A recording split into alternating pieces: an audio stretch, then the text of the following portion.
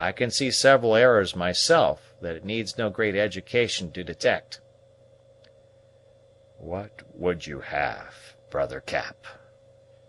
returned the other in a feeble voice. "What is done, and it is now too late to remedy it." "Very true, brother Dunham, but not to repent of it. The good book tells us it is never too late to repent, and I've always heard that this is the precious moment. If you've anything on your mind, Sergeant, hoist it out freely, for, you know, you trust it to a friend. You were my own sister's husband, and poor little Magnet is my own sister's daughter, and, living or dead, I shall always look upon you as a brother. It is a thousand pities that you didn't lie off and on with the boats, and send a canoe ahead to reconnoitre, in which case your command would have been saved, and this disaster would not have befallen us all. Well, Sergeant, we are all mortal; that is some consolation, I make no doubt; and if you go before a little, why, we must follow. Yes, that must give you consolation." "I know all this, brother Cap, and hope I'm prepared to meet a soldier's fate. There is poor Mabel." Ay, that's a heavy drag, I know; but you wouldn't take her with you if you could, Sergeant, and so the better way is to make as light of the separation as you can. Mabel is a good girl, and so was her mother before her. She was my sister, and it shall be my care to see that her daughter gets a good husband, if our lives and scalps are spared, for I suppose no one would care about entering into a family that has no scalps." "Brother, my child is betrothed. She will become the wife of Pathfinder." "Well, brother Dunham, every man has his opinions and his manner of viewing things, and, to my notion, this match will be anything but agreeable to Mabel. I have no objection to the age of the man. I'm not one of them that thinks it necessary to be a boy to make a girl happy; but on the whole, I prefer a man of about 50 for a husband. Still, there ought not to be any circumstance between the parties to make them unhappy. Circumstances play the devil with matrimony, and I set it down as one that Pathfinder don't know as much as my niece. You've seen but little of the girl, Sergeant, and have not got the run of her knowledge; but let her pay it out freely, as she will do when she gets to be thoroughly acquainted, and you'll fall in with but few schoolmasters that can keep their luffs in her company." "She is a good child, a dear, good child," muttered the Sergeant, his eyes filling with tears, "and it is my misfortune that I have seen so little of her." "She is indeed a good girl, and knows altogether too much for poor Pathfinder, who is a reasonable man and an experienced man in his own way, but who has no more idea of the main chance than you have of spherical trigonometry, Sergeant." "Ah, brother Cap, had Pathfinder been with us in the boats this sad affair might not have happened." "That is quite likely, for his worst enemy will allow that the man is a good guide. But then, Sergeant, if the truth must be spoken, you have managed this expedition in a loose way altogether. You should have hove to off your haven, and sent in a boat to reconnoitre, as I told you before. That is a matter to be repented of, and I tell it to you, because truth, in such a case, ought to be spoken." "My errors are dearly paid for, brother, and poor Mabel, I fear, will be the sufferer. I think, however, that the calamity would not have happened had there not been treason.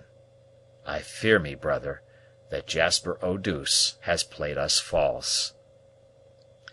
"That is just my notion, for this freshwater life must sooner or later undermine any man's morals. Lieutenant Muir and myself talked this matter over while we lay in a bit of a hole out here, on this island, and we both came to the conclusion that nothing short of Jasper's treachery could have brought us all into this infernal scrape. Well, Sergeant, you had better compose your mind, and think of other matters; for, when a vessel is about to enter a strange port, it is more prudent to think of the anchorage inside than to be underrunning all the events that have turned up during the voyage. There's the log-book expressly to note all these matters in, and what stands there must form the column of figures that's to be posted up for or against us. How now, Pathfinder? Is there anything in the wind, that you come down the ladder like an Indian in the wake of a scalp?" The guide raised a finger for silence, and then beckoned to Cap to ascend the first ladder, and to allow Mabel to take his place at the side of the Sergeant. "We must be prudent, and we must be bold too," said he in a low voice. "The riptyles are in earnest in their intention to fire the block, for they know there is now nothing to be gained by letting it stand. I hear the voice of that vagabond Arrowhead among them, and he is urging them to set about their devilry this very night. We must be stirring, Saltwater, and doing too. Luckily there are 4 or 5 barrels of water in the block, and these are something towards a siege. My reckoning is wrong, too, or we shall yet reap some advantage from that honest fellow's, the Sarpent, being at liberty." Cap did not wait for a second invitation, but, stealing away, he was soon in the upper room with Pathfinder, while Mabel took his post at the side of her father's humble bed. Pathfinder had opened a loop, having so far concealed the light that it would not expose him to a treacherous shot, and, expecting a summons, he stood with his face near the hole, ready to answer. The stillness that succeeded was at length broken by the voice of Muir. "Master Pathfinder," called out the Scotsman, "a friend summons you to a parley. Come freely to one of the loops, for you have nothing to fear so long as you are in converse with an officer of the 55th. "What is your will, Quartermaster? What is your will? I know the 55th, and believe it to be a brave regiment, though I rather incline to the 60th as my favorite, and to the Delawares more than to either. But what would you have, Quartermaster? It must be a pressing errand that brings you under the loops of a blockhouse at this hour of the night, with the sartainty of Killdeer being inside of it." "Oh, you'll no harm a friend, Pathfinder, I'm certain, and that's my security. You're a man of judgment, and have gained too great a name on this frontier for bravery to feel the necessity of foolhardiness to obtain a character. You very well understand, my good friend, there is as much credit to be gained by submitting gracefully, when resistance becomes impossible, as by obstinately holding out, contrary to the rules of war. The enemy is too strong for us, my brave comrade, and I come to counsel you to give up the block, on a condition of being treated as a prisoner of war." "I thank you for this advice, Quartermaster, which is the more acceptable as it costs nothing, but I do not think it belongs to my gifts to yield a place like this while food and water last." "Well, I'd be the last, Pathfinder, to recommend anything against so brave a resolution, did I see the means of maintaining it. But you'll remember that Master Cap has fallen." "Not he, not he!" roared the individual in question through another loop. "And so far from that, Lieutenant, he has risen to the height of this here fortification, and has no mind to put his head of hair into the hands of such barbers again, so long as he can help it. I look upon this blockhouse as a circumstance, and have no mind to throw it away."